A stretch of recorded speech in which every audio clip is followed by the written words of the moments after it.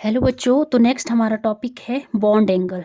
ठीक है, bond angle क्या होता है? बॉन्ड एंगल, ठीक है, इसको किस में एक्सप्रेस किया जाता है, ये सारा कुछ पता होना चाहिए आपको। ठीक है, तो बहुत इम्पॉर्टेंट है ये बॉन्ड एंगल। जैसे मैं लेती हूँ मीथेन का एग्जाम्पल। मीथेन होता है फॉर्मूला CH4, और इसमें जैसे मीथेन में कार्बन क्या है? सेंट्रल एटम है, और ये जो हाइड्रोजन है ये क्या बना रहे हैं? बॉन्ड बना रहे हैं। एक बॉन्ड, दो बॉन्ड, तीन बॉन्ड, चार बॉन्ड। ठीक है, एक कार्बन और चार हाइड्रोजन। तो ये कार्बन और हाइड्रोजन में एक बॉन्ड बन रहा है, और कार्बन और हाइड्रोजन के बॉन्ड के बीच में भी एक बॉन्ड बन रहा है। तो इनके बीच का जो डिस्टेंस है, ठीक है, इसके बीच का जो एंगल है, उसी को क्या बोला है? बॉन्ड एंगल बोला है। क्या बोला है इसको? बॉन्ड एंगल बोला है। ठीक है, तो अगर हमें इसको एक्सप्रेस करना है तो मैं अभी बताती हूँ। पहले तो इसकी डेफिनेशन लिख लेते हैं हम। एंगल बिटवीन, किसके बीच में angle? Angle between the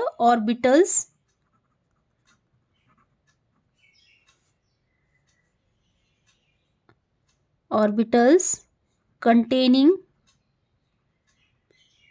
orbital containing bonding electron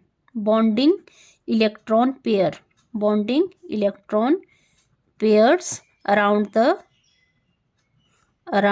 central atom in a molecule।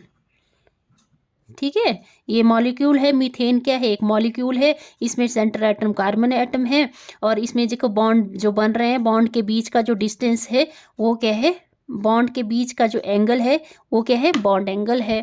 ठीक है, और बॉन्ड एंगल को किस में एक्सप्रेस किया जाता है? Bond angle can be expressed in, किस में एक्सप्रेस किया जाता है?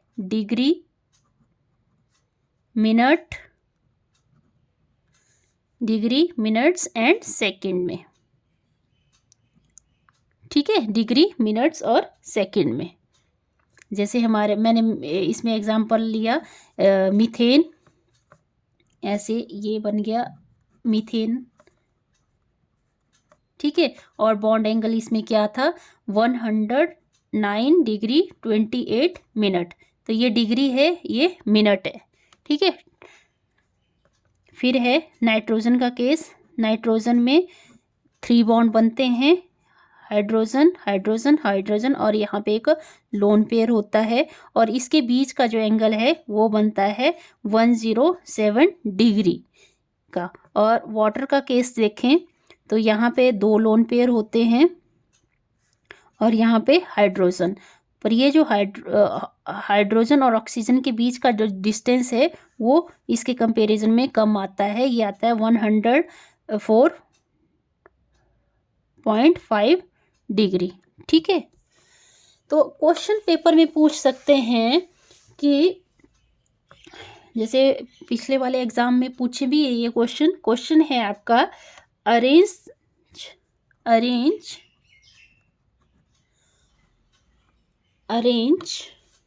किसको अरेंज करना है? वाटर मॉलिक्यूल को, अमोनिया को एंड मीथेन को in decreasing order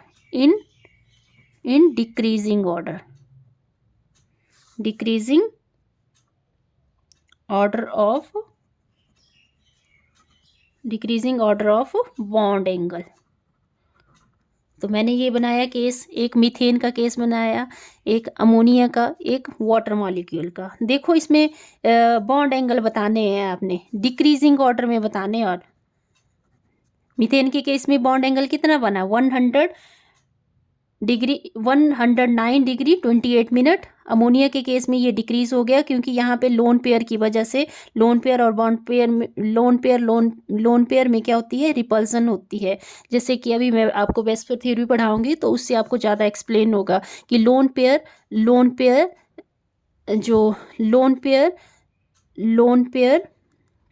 रिपल्सन सबसे ज़्यादा होती है, फिर lone pair, bond pair repulsion उससे कम होती है, और सबसे कम होती है बॉन्ड पेयर रिपल्सन। तो इसमें देखो बॉन्ड बन रहे हैं, सभी में बॉन्ड बन रहे हैं, तो इसमें रिपल्सन कम बन रहा है तो बॉन्ड एंगल ज़्यादा बन रहा है।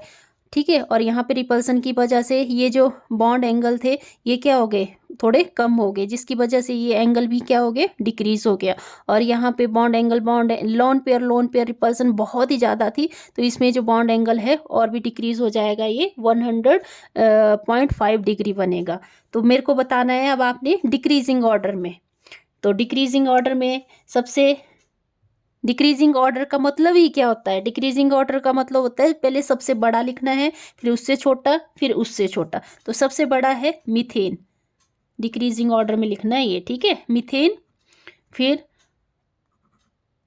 अमोनिया आ गया 107 डिग्री, उसके बाद 104.5 डिग्री वाटर मॉलिक्यूल आ गया। तो ये आ गया डिक्रीजिंग ऑर्डर। अगर आपको इंक्रीजिंग ऑर्डर में पूछ लिया जाए, है ना, इंक्रीजिंग ऑर्डर में पूछ लिया जाए तो क्या होगा, पहले सबसे कम आएगा 104.5 डिग्री, ठीक है, सबसे ज़्यादा, फिर उससे कम अमोनिया, फिर उससे कम मीथेन, अगर आपको इंक्रीजिंग ऑर्डर में पूछा जाए। तो ये ऑर्डर आपको पता होना चाहिए, इंक्रीजिंग ऑर्डर क्या होता है, डिक्रीजिंग ऑर्डर क्या होता है। इंक्रीजिंग का मतलब सबसे छोटा, फिर उससे बड़ा, फिर उससे बड़ा। डिक्रीजिंग ऑर्डर सबसे बड़ा, फिर उससे छोटा, फिर उससे छोटा, ठीक है।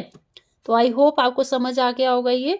अगर समझ आ गया तो प्लीज़ वीडियो को लाइक करें, शेयर करें और सब्सक्राइब करें ज़्यादा से ज़्यादा। Thank you.